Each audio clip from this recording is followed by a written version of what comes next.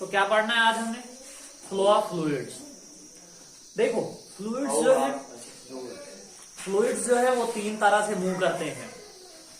आपने देखा होगा नॉर्मली जब पानी को आप नीचे छोड़ेंगे तो कॉन्स्टेंटली ऐसे चलता है आराम से। ये भी देखा होगा दरिया में कभी पानी को चलते देखा है? किसी जगह आराम से चलता है जहां तक नीचे तक आपको दिख रहा होता है सारा। किसी जगह बहुत ज्यादा सफेद दिख रहा होता है, घूम रहा होता है ऐसे ऐसे पानी। तो पहले हम एक ये टाइप पढ़ेंगे जिसको कहा जाता है स्ट्रीम लाइन फ्लो। क्या होता है स्ट्रीम लाइन फ्लो? देखो यहां पे हम एक एग्जांपल ले लेते हैं। हमारे पास एक पाइप है इस तरह की, ठीक है। पाइप में क्या है कि यहाँ पानी या कोई भी फ्लूइड चल रहा है, तो हम 2-3 पॉइंट्स ले लेते हैं, ये और ये पॉइंट, ठीक है। यहां पे मान लेते हैं जो पार्टिकल यहां से जा रहा है उसकी वेलोसिटी है v1, यहां से जो पार्टिकल जा रहा है उसकी वेलोसिटी है v2, और यहां से जो जा रहा है वो है वेलोसिटी v3, ठीक है। अब क्या होगा जो भी पार्टिकल इस पॉइंट से आएगा उसकी वेलोसिटी v1 रहेगी, इस पॉइंट से निकलेगा v2 रहेगी, और इस पॉइंट से निकलेगा v3 रहेगी। मतलब सिंपल सी बात है कि ये जो पॉइंट है, इस पॉइंट से जो भी पार्टिकल पास होगा उसकी वेलोसिटी वही रहेगी जो पिछले वाले पार्टिकल की थी। इसको कहा जाता है स्ट्रीम लाइन फ्लो। बात समझ आई? तो यहाँ पे जो पार्टिकल है, पहले एक पार्टिकल आगे गया, उसकी वेलोसिटी मान लो 10 मीटर पर सेकेंड थी, ठीक है। नेक्स्ट पार्टिकल जैसे ही इस पॉइंट पे पहुंचेगा उसकी वेलोसिटी भी 10 मीटर रहेगी। उसके बाद मतलब जब तक चल रहा है फ्लूइड तब तक इस पॉइंट पे जो वेलोसिटी है वो 10 मीटर पर सेकेंड ही रहेगी। इसको कहा जाता है स्ट्रीम लाइन फ्लो। आई बात समझ में? और जो ये वाला पॉइंट है, इस पॉइंट पे जो पहले पार्टिकल की जितनी वेलोसिटी थी उतनी ही बाद में भी रहेगी कंटिन्यूअसली, मतलब पूरे थ्रू आउट द जब तक फ्लूइड चल रहा है तब तक इस पॉइंट पे वेलोसिटी जो है वो सेम रहेगी। अब आप सोच रहे होंगे सर यहाँ पे डिफरेंट और यहाँ पे डिफरेंट वेलोसिटी। देखो ये जरूरी नहीं है कि यहाँ पे और यहाँ पे डिफरेंट वेलोसिटी हो भी सकती है और नहीं भी हो सकती है। कैसे?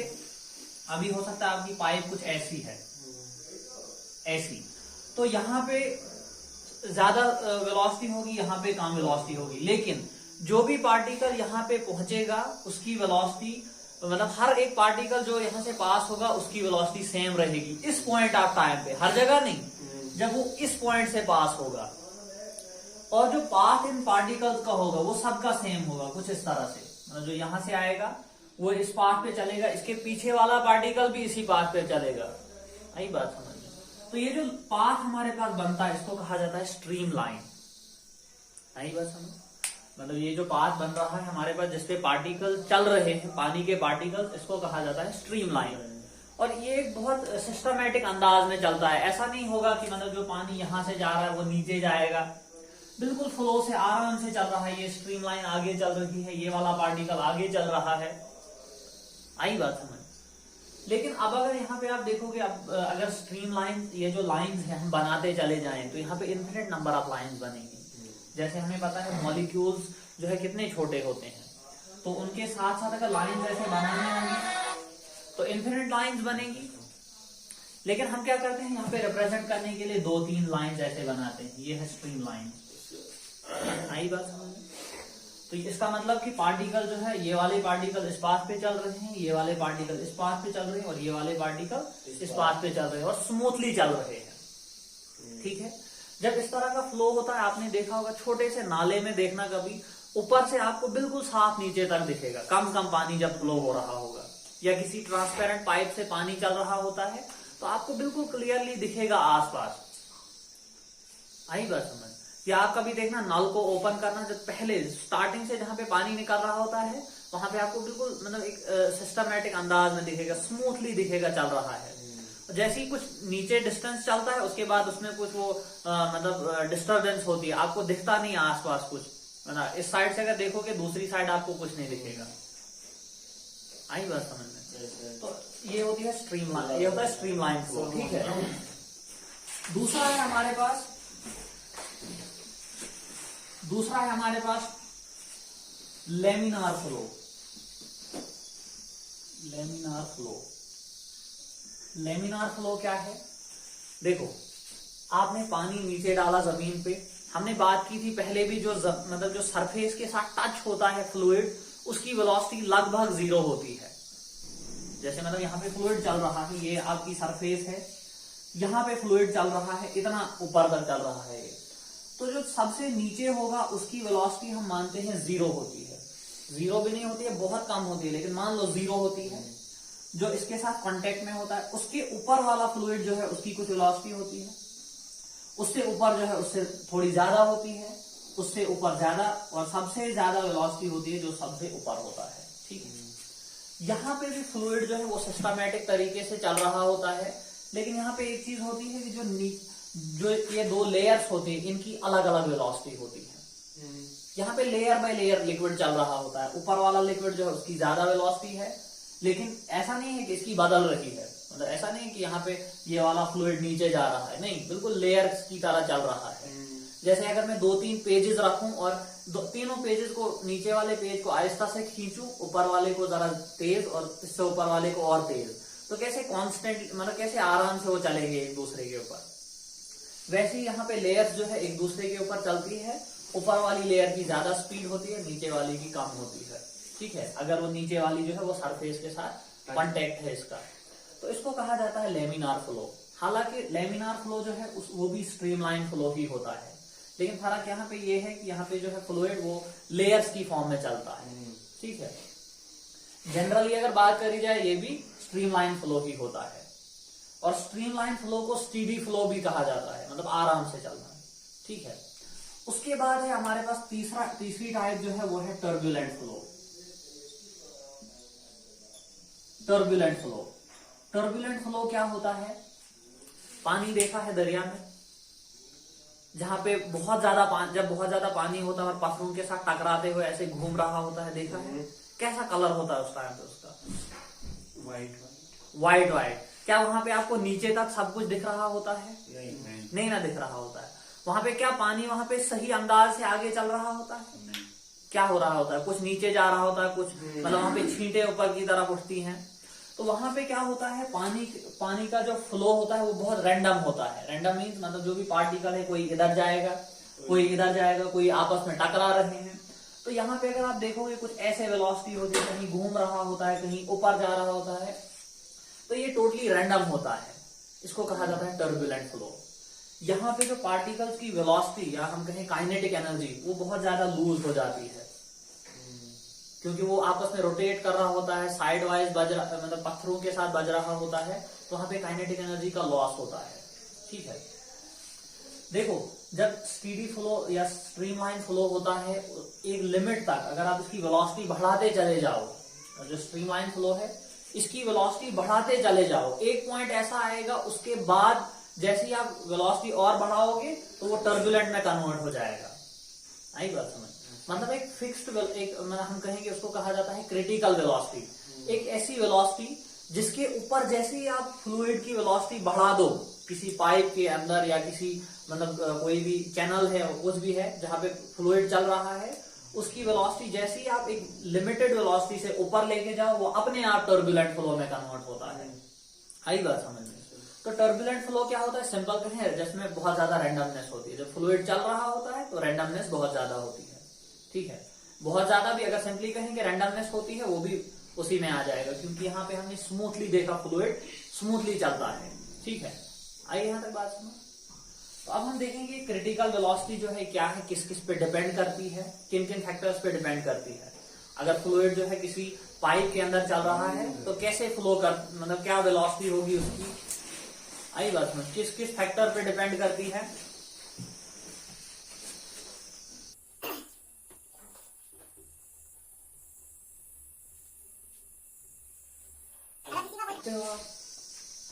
समझ आया सब पूरा? जहाँ पे समझ नहीं आया होगा पूछ लेना। आपने बोला वो फ्लो मतलब एक काम होता है, मतलब उस हिसाब से मतलब जो सबसे नीचे होता है वो सबसे डेंसिटीएस्ट होता है। डेंसिटी नहीं होती है, ऐसा मानो कि मान के चलो आप 2-3 आदमी है एक दीवार के साथ बिल्कुल कांटेक्ट में चल रहा है, वो दौड़ रहा है, उसके साथ वाला जो सबको रस्सी बंधी हुई है आपस में। ठीक है, यहां तक समझ आया?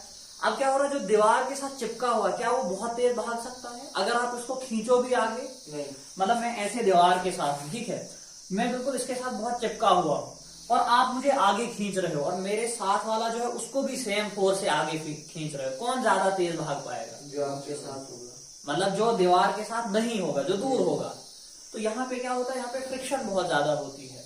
इस वजह से जो नीचे वाला फ्लूइड होता है वो आसानी से मूव नहीं करता है।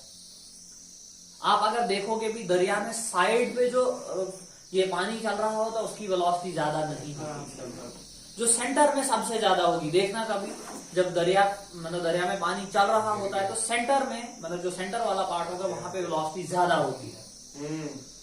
सही बात समझ। अब कहीं क्या होता है, डिस्ट्रीब्यूशन पानी की एक साइड होती है, तब भी आप देखना, जैसे मतलब मान के चलो ऐसे दरिया है आपका, अगर ये इतना बड़ा दरिया है आपका, ठीक है, यहां से यहां तक, कभी क्या होता है इस साइड पानी नहीं होता है, इस साइड एक साइड पे पड़ा होता है, वहां पे भी आपको दिखेगा कि सेंटर में, इन दो पॉइंट्स के बीच में सेंटर में ज्यादा वेलोसिटी होगी, इन साइडों पे कम होगी। सही बात। इस वजह से कि यहाँ पे जो सरफेस पानी जो है इस साइड होता है सरफेसेस के साथ, वहां पे वेलोसिटी, वहां पे फ्रिक्शन, इसके साथ जो सरफेस होती है आपकी, इसके साथ एक हिसाब से समझो चिपका होता है इसके साथ, ठीक है। इस वजह से यहाँ पे फ्लूइड जो है ज्यादा तेज नहीं चलता है। सर गोल्ड से भी ज्यादा डेंस होता है सर ओशियन मेटल। कौन सा? ओशियन मेटल हो सकता है। हम बात कर रहे थे उन मेटल्स की जिनकी ज्वेलरी वगैरह बनती है। जैसे हमने देखा था कि मैंने कहा था कि जिनमें तीसरे नंबर पे है, चौथे। हाँ वो हो सकता है, लेकिन हमने बात करी थी खाली जहाँ पे हम बात कर रहे थे जिसकी ज्वेलरी बनती है, वहां पे हम बात कर रहे थे डेंसिटी की। मतलब जैसे आपके मेटल्स है जहाँ पे आप मिक्सिंग कर रहे हो, वहां पे बात कर रहे थे कि सिल्वर की डेंसिटी ज्यादा है कंपेरेटिवली गोल्ड की। तो हमने वहां पे देखा था गोल्ड की ज्यादा है इन सारी चीजों में। किनमें? सिल्वर, जो भी हम मिक्स वगैरह करते हैं, आयरन वगैरह, उनके कंपैरिजन में इसकी ज्यादा डेंसिटी है। हमने उसके कंपैरिजन में बात की थी। आई बात समझ में? तो अब देखो यहां तक समझ आए। अब हमने बात करनी है क्रिटिकल वेलोसिटी। क्या होती है क्रिटिकल वेलोसिटी?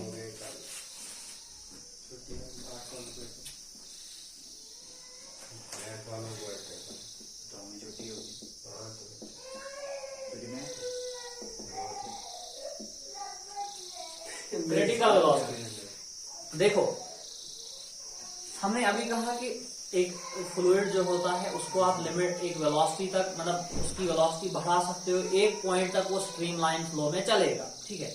उसके बाद मतलब एक पॉइंट आप वेलोसिटी होगी, उससे ऊपर जैसे ही आप वेलोसिटी बढ़ाओगे तो आपका जो फ्लूइड होगा वो टर्बुलेंस में कन्वर्ट होगा, मतलब उसमें रैंडमनेस बढ़ जाएगी, ठीक है। तो उस वेलोसिटी को कहा जाता है क्रिटिकल वेलोसिटी, ठीक है। इसको देखा गया एक्सपेरिमेंटली कि ये क्रिटिकल वेलोसिटी जो है ये डिपेंड करती है कि फ्लूइड की डेंसिटी क्या है। दूसरा ये डिपेंड करती है फ्लूइड की जो है विस्कोसिटी क्या है। तीसरा डिपेंड करती है कि जो फ्लूइड जिसमें चल रहा है, मान के चलो आपकी ये पाइप है, इस पाइप में चल रहा है तो इस पाइप का डायामीटर कितना है। इन तीन फैक्टर्स पे डिपेंड करती है क्रिटिकल वेलोसिटी कि अगर इन तीनों में आप चेंजेस करोगे तो आपकी क्रिटिकल वेलोसिटी जो है उसमें चेंज आ जाएगा, ठीक है। अब हमने डायमेंशंस के थ्रू ही इसकी एक्चुअल मतलब जो फॉर्मूला है वो कैलकुलेट करना है। तो VC हमारे पास हमने देखा था, अगर इस तरह से ऐसे लिखेंगे रो की पावर A, ईटा की पावर B और D की पावर C। क्यों ऐसा लिखा हमने? क्योंकि हमें नहीं पता है कि इसकी पावर कितनी होनी चाहिए। हम डायमेंशंस के मेथड से इसको निकालेंगे कि इन तीनों की जो है पावर्स हैं वो क्या क्या होनी चाहिए, एक्चुअल फॉर्मूला क्या बनना चाहिए हमारे पास, ठीक है। तो हमें पता है कि हम इस प्रोपोर्शनलिटी साइन को हटा देते हैं और यहाँ पे कांस्टेंट लगा देते हैं जो डायमेंशन लेस कांस्टेंट होगा, ठीक है। डेंसिटी A, ईटा की पावर B और D की पावर C, ये तीनों समझते हैं क्या है सर? ये हमारे पास डेंसिटी ऑफ फ्लूइड, ये हमारे पास विस्कोसिटी और ये डायमीटर ऑफ ट्यूब। ट्यूब मतलब जो आपकी पाइप है जिसमें फ्लूइड चल रहा है, ठीक है। अब देखो डायमेंशंस का फॉर्मूला ही लगाना है। वेलोसिटी का डायमेंशनल फॉर्मूला क्या होता है? LT माइनस 1, ठीक है। और इस साइड हमारे पास K का कोई डायमेंशनल फॉर्मूला नहीं, क्योंकि अभी हमने बताया डायमेंशन लेस कांस्टेंट है। K का dimensional formula M0 L0 T0 dimensionless dimension की बात हो रही है, मतलब K का कोई यूनिट नहीं ना होगा, यूनिट लेस होगा तो डायमेंशन लेस भी होगा।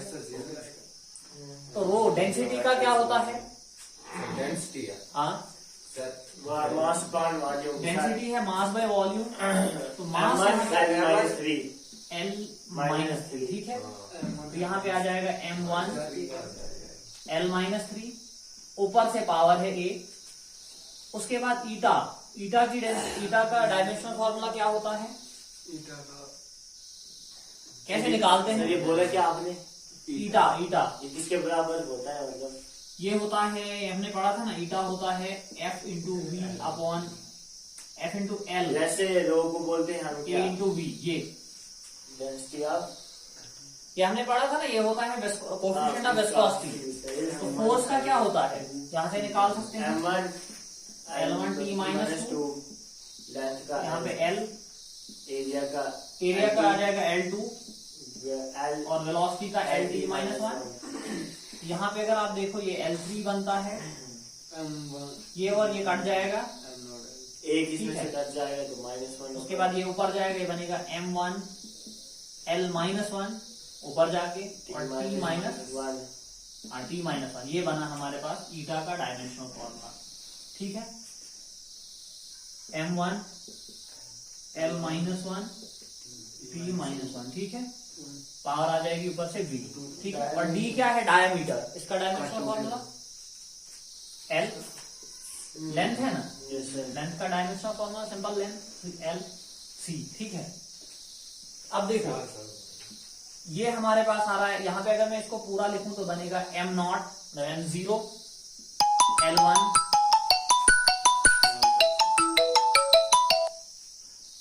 M0 L1 T माइनस 1, ठीक है, इज इक्वल टू, यहाँ से हमारे पास देखो हमें पता है कि अंदर दो क्वांटिटीज हैं, दोनों पे ये A की पावर लगेगी।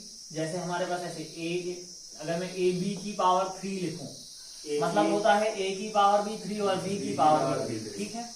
वैसे ही यहाँ पे भी आएगा, M की पावर हमारे पास आ जाएगी A और L की पावर आ जाएगी -3A।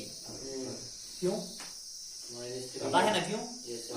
क्योंकि देखो L की पावर है -3 ऊपर से A, इसका मतलब मैं इसको ऐसे लिख सकता हूँ -3A, ठीक है। तो उसके बाद हमारे पास यहाँ पे है आगे MB L-BT -B, ठीक है, और LC। अब हम क्या करेंगे, M को अलग लेंगे सबको, ठीक है। देखो M बेसिस सेम है तो क्या बनेगा, M की power A plus B, L की पावर -3A और -B और उसके बाद प्लस C, और T की पावर T हमारे पास एक ही है -B, ठीक है। अब देखो ये बनता है हमारे पास M0 L1 T -1, ठीक है। यहाँ तक समझ आया? अब देखो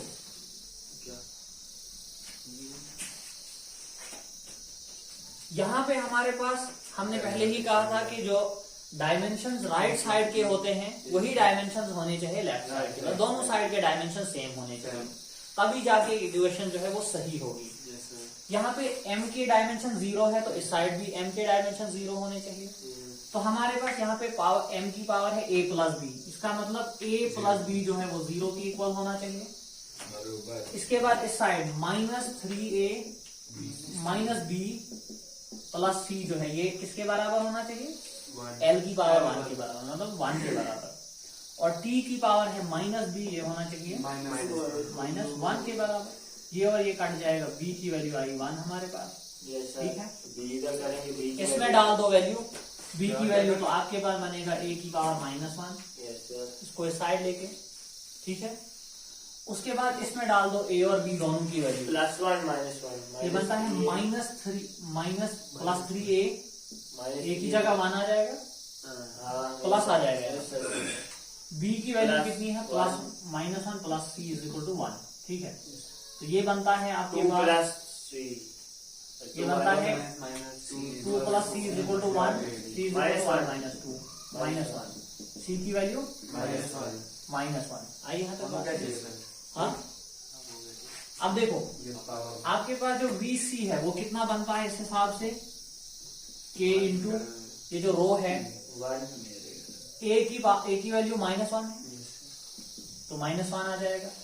उसके बाद ईटा पे B है पावर, B की वैल्यू कितनी है 1, और उसके बाद D की वैल्यू, D पे जो C है C की वैल्यू -1, तो ये बनता है, देखो इसकी पावर -1, उसको नीचे लिया जा सकता है, यस सर तो आपके पास बनता है K eta upon rho to D VC, ठीक है। इसके बराबर ये हमारे पास आ गई क्रिटिकल वेलोसिटी, ठीक है।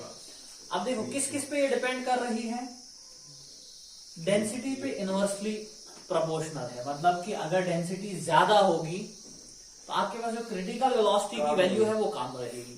मतलब ये कि एक लिमिटेड वेलोसिटी, एक ऐसी मतलब एक ऐसा पॉइंट जहां जिससे ऊपर आप जैसे ही वेलोसिटी बढ़ाओगे तो टर्बुलेंट फ्लो में कन्वर्ट होगा, जितना नीचे होगा उतना आप जो लिक्विड है या फ्लूइड है उसकी स्पीड को ज्यादा ऊपर नहीं ले जा सकते अगर आप स्ट्रीमलाइन में उसको चलाना चाहते हैं, ठीक है। और अगर आप चाहते हैं कि क्रिटिकल वेलोसिटी बहुत ज्यादा हो तो उसकी डेंसिटी जो होगी वो कम होनी चाहिए, बहुत कम होनी चाहिए। ऐसे ही डायामीटर पे भी डिपेंड करता है, कितना कम डायामीटर रहेगा, ठीक है, Sir, काम होता है थोड़े। जितना कम डायामीटर रहेगा उतना ज्यादा, उतनी ज्यादा ये VC रहेगी। वेलोसिटी अच्छा, नोट्स लाए हैं किसी ने? किसी ने नहीं? और शायद हैंड किया कि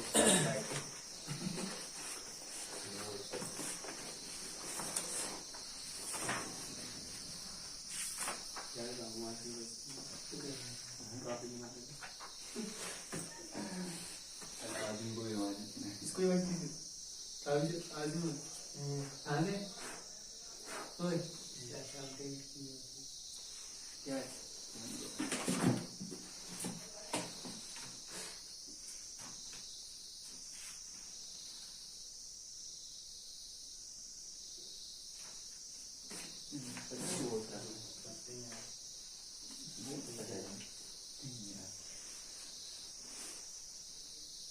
लगा के पहले थोड़ी ली थी।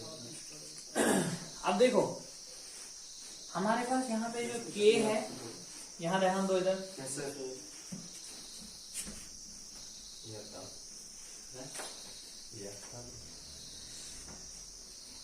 हमारे पास ये जो K यहाँ पे आ रहा है, K into eta upon rho D, इसको कहा जाता है रेनॉल्ड नंबर।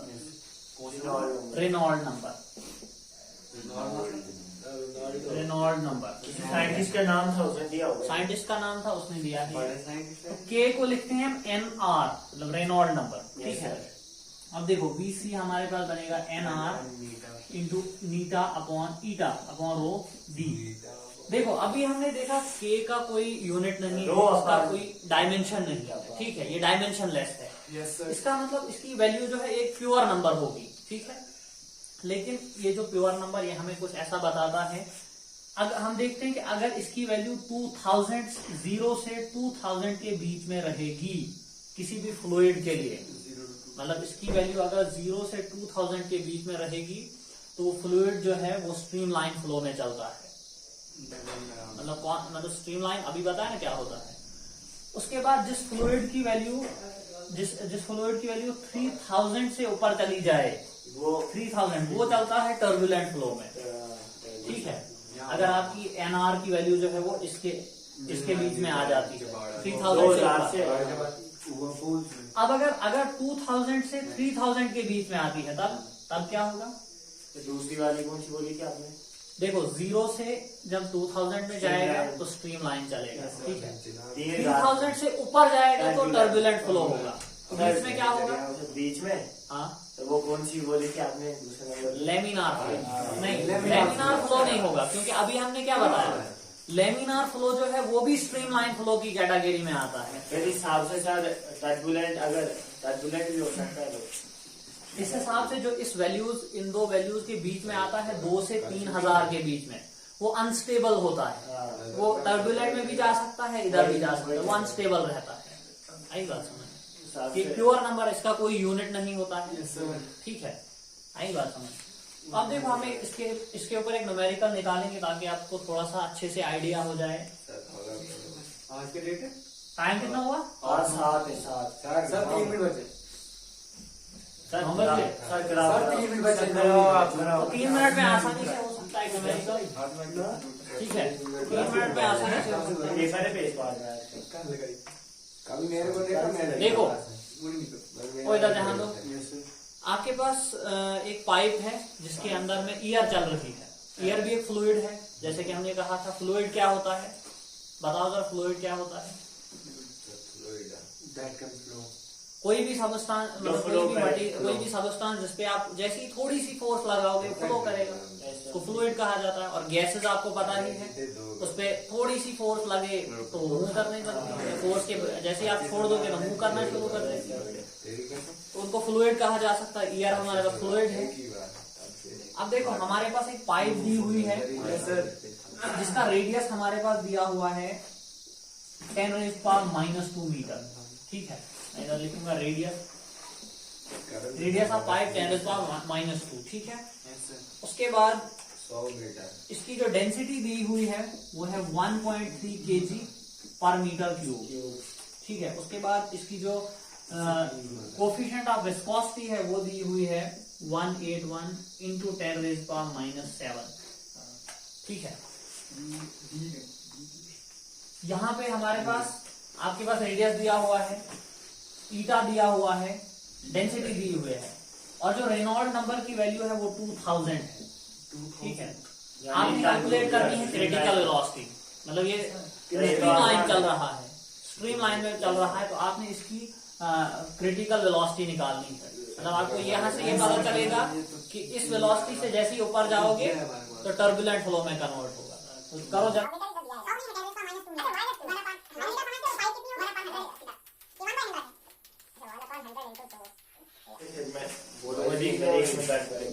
VC n कितना है 2000, ईटा की वैल्यू कितनी है 181 × 10⁻⁻7 डिवाइडेड बाय रो कितना है 1.3 इंटू डी कितना है, देखो रेडियस हमारे पास है 10⁻⁻², इसको ऊपर डालेंगे तो ऊपर नहीं, रेडियस है 10⁻⁻², डायमीटर होता है 2r के इक्वल, 2 इंटू डायमीटर बनेगा 10⁻⁻² × 2, यस सर, ये बनेगा 2 × 10⁻⁻², ठीक है। Yes sir, yes sir. अब देखो इसको ये -2 इसको ऊपर डालेंगे, इसको काट ही दो सीधे, ये और ये कट जाएगा, कितना फाइव बचेगा ऊपर 5 बचेगा हाँ, ऊपर, यस सर, -5 ये बनेगा 2000 × 181/1.3 × 2 × 10⁻⁻⁵, ठीक है। यहाँ पे ये 3 0 ये और ये कट जाएगा, हाँ, बचेगा 2/1.3 × 2 × 181 × 10⁻⁻² बचेगा, ठीक है। अब देखो ये और ये 2 कट जाएगा, यस सर, आपके पास बचा 181/1.3 × 10⁻⁻², ठीक है। सर इस साइड लिखते हैं 1, इसको भी डिवाइड करो, 181 / 1.3, ये भी कुछ यही आ जाएगा 1.5, कुछ 1.5 नहीं 151 के आसपास, करो जरा 181 डिवाइडेड बाय 1.3 आता है पता कितना 139.2 इंटू 10⁻⁻²। अब देखो पॉइंट को इधर लेना है, यस सर एक और दो, ये बनेगा 1.39, यही आता है 1.39, बिल्कुल 1.39 ही आता है। सेकंड हमारे पास क्रिटिकल वेलोसिटी की वैल्यू आ रही है 1.39 मीटर पर सेकंड। अब बताओ क्या मतलब है इसका, आपकी जो इतनी तेजी से मतलब वो आपके पास जो क्रिटिकल वेलोसिटी की वैल्यू आ रही है वो आ रही है 1.39 मीटर पर सेकंड। अब मुझे ये बताओ इसका मतलब क्या है, आज़िम आप बताओ इसका मतलब क्या है। सर इतनी तेजी से मतलब वो 1 मीटर 1 सेकंड की स्पीड से जो वेलोसिटी उसके ऊपर लग रही है, सर मतलब जो वो पार्टिकल है अभी मैंने बताया क्रिटिकल वेलोसिटी जो है वो फ्लूइड इस वेलोसिटी से चल नहीं रहा है, चल नहीं रहा है इस वेलोसिटी से। ये आपको वो वेलोसिटी मिल रही है कि जिस इससे अगर आप ऊपर चले जाओगे तो लिक्विड जो है वो टर्बुलेंट शिफ्ट हो जाएगा, चल नहीं रहा है, ध्यान रखना इस वेलोसिटी से चल नहीं रहा है। इस वेलोसिटी ये आपको मिल रही है वो वेलोसिटी जिससे जिससे ये- ऊपर जब आप हाँ। जाओगे तो फ्लूइड जो है वो टर्बुलेंट में कन्वर्ट हो जाएगा। ये मतलब है इसका, आई बात समझ? ये होती है क्रिटिकल वेलोसिटी। तो ये जो आपके पास ट्यूब वगैरह दी, अगर आपने 1.39 से मतलब थोड़ी भी ऊपर 1.39 से 1.4 चले जाते हो तो ये टर्बुलेंट में शिफ्ट हो जाएगा। आई बात समझ? ये मैक्सिमम है जिसपे आपका फ्लूइड जो है वो स्ट्रीम लाइन चलता है। इससे ऊपर थोड़ा सा भी गए तो टर्बुलेंट में कन्वर्ट होता है। आई बात समझ? अच्छा, आप मुझे बता सकते हो नल जो होता है, जब नल में पानी निकलता है पहले पहले वो स्ट्रीम लाइन होता है, उसके बाद वो टर्बुलेंट में कैसे कन्वर्ट होता है? नल जो मतलब पहले जो पानी होता है वो पहले ही आ चुका होता है, वो उधर रुक चुका होता है पाइप के पास। प्रेशर was काम मौसम था तो सब देखो पहले जैसे एक मिनट, नल से जैसे ही पानी बाहर निकलता है, आप अगर ध्यान से देखना यहाँ से जाके थोड़ा थोड़ा नल ओपन करना, आप देखोगे कि एक डिस्टेंस तक जो है ये बिल्कुल आपको इसके आसपास सब कुछ दिखेगा, लेकिन एक पॉइंट के बाद कुछ ऐसी रैंडमनेस आ जाएगी, व्हाइट कलर का हो जाएगा ये। पैसे ज्यादा नहीं सर, इसको ग्रेविटेशनल फोर्स ज्यादा लगेगी और तेजी से गिरेगा। बिल्कुल ठीक है। मतलब यहाँ पे पहले देखो, अभी हमने बात की थी क्रिटिकल वेलोसिटी की, इससे ऊपर जैसी अब ये जो लिक्विड है ये भी एक वेलोसिटी से चल रहा है। Yes sir. जब ये नीचे खींचा चला जाएगा तो इसकी वेलोसिटी बढ़ेगी, एक पॉइंट बाद इसकी क्रिटिकल वेलोसिटी से ऊपर चली जाएगी, जैसे ही ऊपर चली जाएगी तो उसके बाद क्या होगा, ये टर्बुलेंट में कन्वर्ट होगा, उसके बाद ये टर्बुलेंट में हो जाता है और हमें कुछ दिखता नहीं है फिर नीचे।